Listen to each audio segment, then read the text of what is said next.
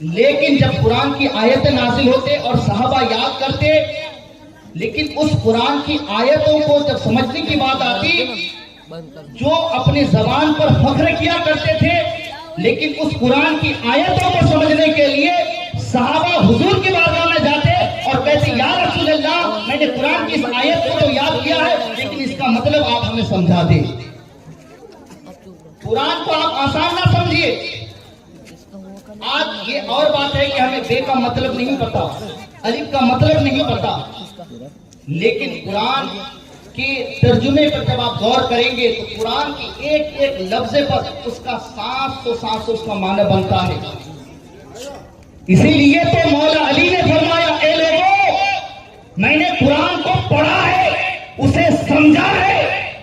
تم علی سے پوچھو، علی سے جو تم سوال کرو گے علی اس کا جواب دینے کے لیے تیار ہے۔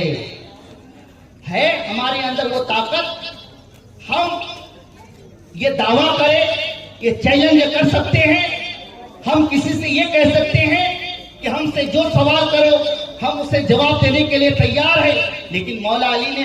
اس انداز سے فرمایا جب سے دنیا بنی تب سے لے کے آج تک، آج سے لے کے صبح قیامت تک، صبح قیامت سے لے کے جہنم، جہنم سے لے کے دوزخ تک، تم جو سوال کرو گے علی اس کا جواب دینے کے لیے تیار ہے۔ کیوں؟ اس لیے کہ میں نے قرآن کو پڑھ کر سمجھا ہے۔ کاش اگر ہم بھی قرآن کو پڑھتے تو آج ہمارا بھی یہی جواب ہوتا، لیکن آج ہمارا حال یہ ہے کہ لباس پڑھنے کا طریقہ ہمیں نہیں پتا،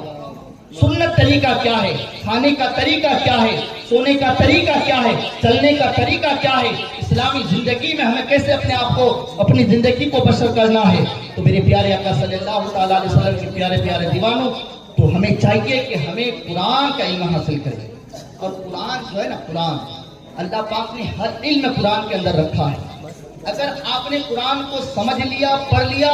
تو یاد رکھنا آپ کو دنیا کا کوئی علم حاصل کرنے کی ضرورت نہیں ہے، ہر علم قرآن کے اندر موجود ہے۔ یہ اور بات ہے کہ ہمیں قرآن صرف ہمیں پڑھنا آتا ہے، لیکن ہم نے پڑھ کر اسے کبھی سمجھا نہیں ہے۔